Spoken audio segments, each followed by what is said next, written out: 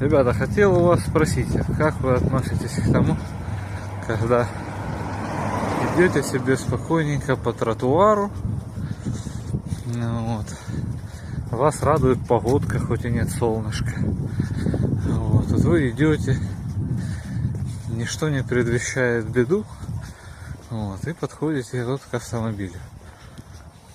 Блин, я не знаю, приходится выходить на дорогу. Хочу знать ваше мнение вот на этот счет. Пишите.